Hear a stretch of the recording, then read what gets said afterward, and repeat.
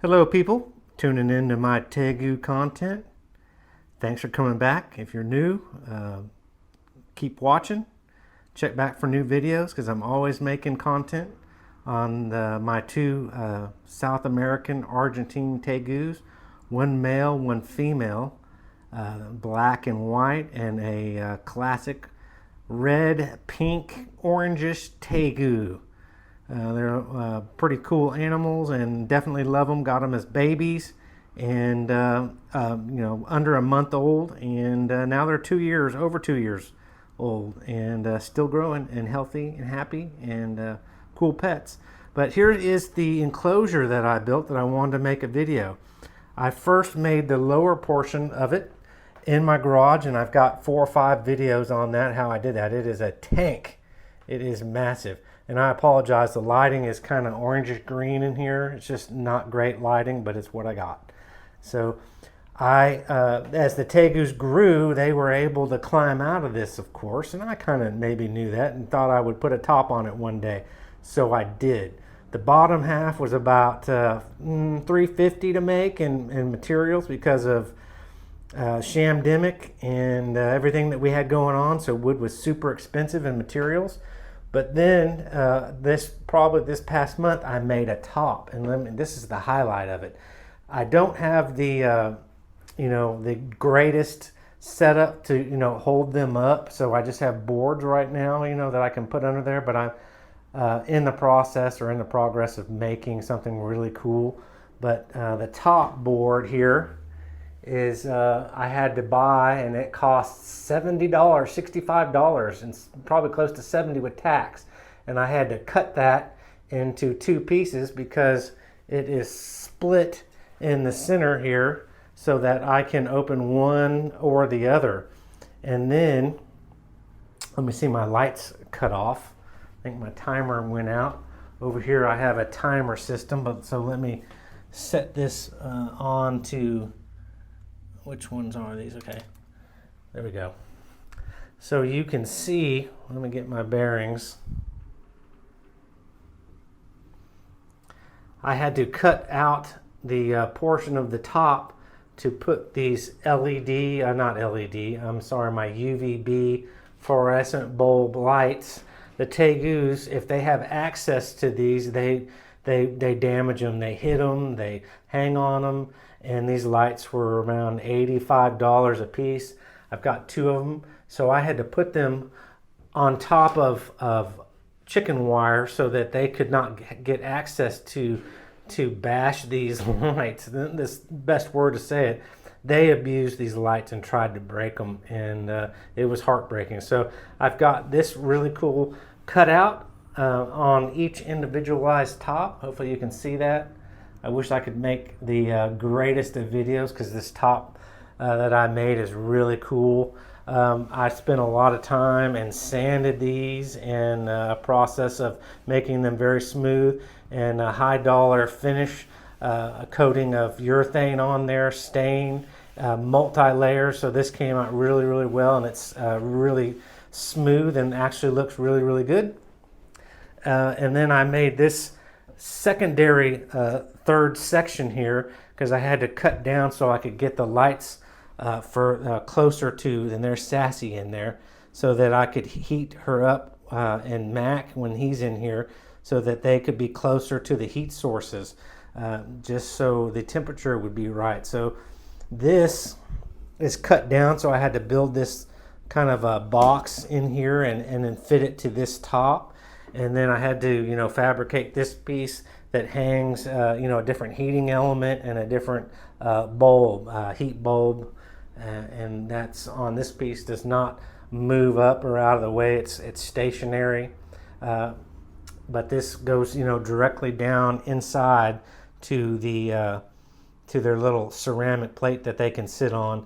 And again, I had to incorporate the chicken wire so that they can't get to the lights. They would just beat these lights up, ram them, jump on them, smash them, and the bulbs are usually very sensitive to movement, and when they get bumped, they burn out a lot quicker, and you just go through bulbs, and they're quite expensive depending on which one you buy.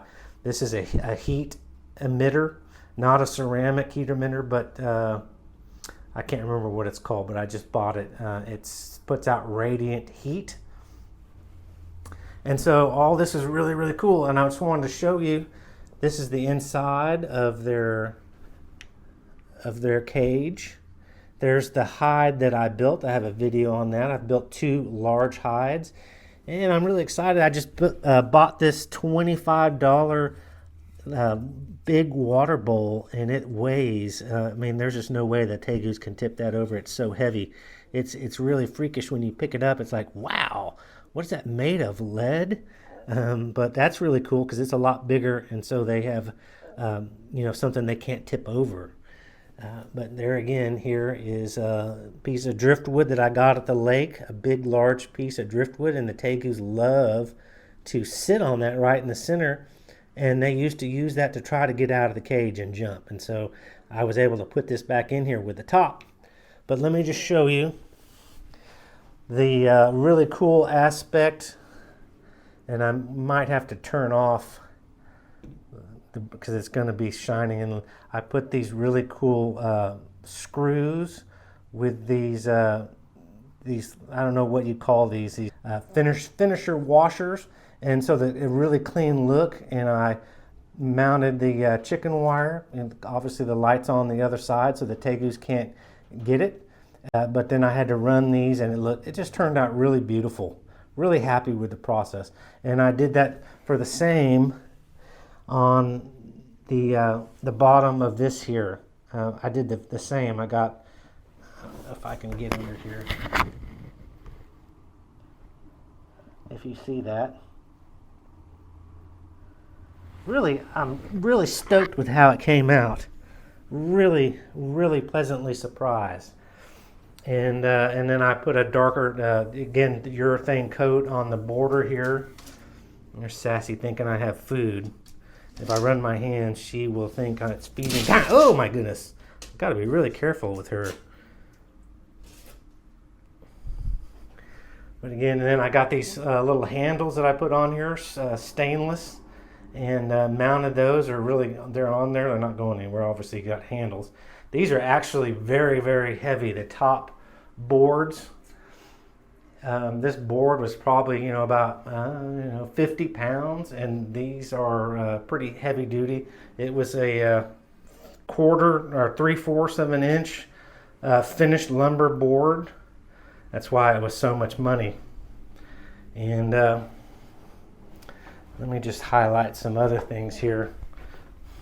And if you're just wondering, the light's going to go pretty dark, but I got some hinges here, some pretty flush hinges to mount, unlike a door mount. I had to just think how I was going to mount those, but there's the hinges, and the lights just run off the back side of this pin. I just call it a pin, but if you can see that, there's the hinges, and they're dark colored. They came that way, so it just worked out really, really well.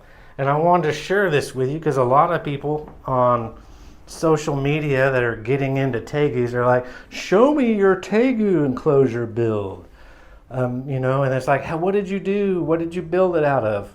And so this is my build, and it's about 8.5 by about 4.5 size, and it is, again, overbuilt. And that's just, if you're going to build something, why not build it right and make it last? This cage weighs, and I'm just estimating, it would take 4 or 5 grown men to lift this out. And if I pull this out of the room, through this doorway, the top has to come off, and the border has to come off. This border will have to come off for it to be turned sideways and pulled out the door. All the dirt taken out. A couple 100 pounds of dirt, and dirt alone, a couple 100 pounds. And really, really pleasantly surprised. I did a lot of little extra features on the cage to hide joints and minimize screws, and it painted it with a spray gun with all this is water-based paint. so it's safe for animals and humans. But that's it. Thanks for viewing. Comment, like, and subscribe, and let me know what you think of my build. And then I had to buy, a bunch of new things, like the circular bit to drill the portion. Let me get my camera in there to put the cord out the side. And let me just show you why I got you here. Again, people that watch my videos will know this is my hide box that I built. Sorry, getting in here is a little difficult because I don't have hinges or support built into the top, so I kind of have to squeeze in here.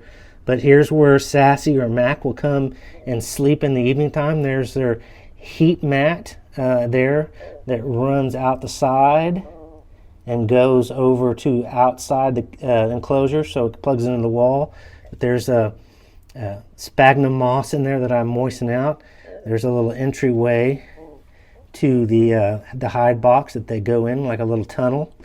And Sassy really enjoys this. Don't get my hand. Sassy, she is so sketchy when she thinks she's getting food. Go away.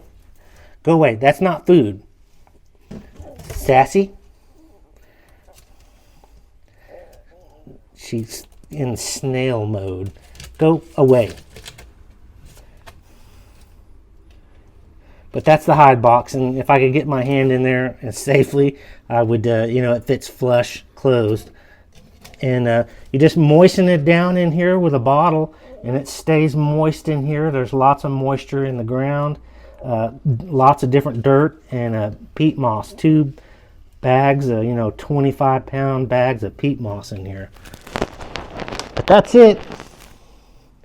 Thanks for viewing again, and catch me on future videos. Bye-bye.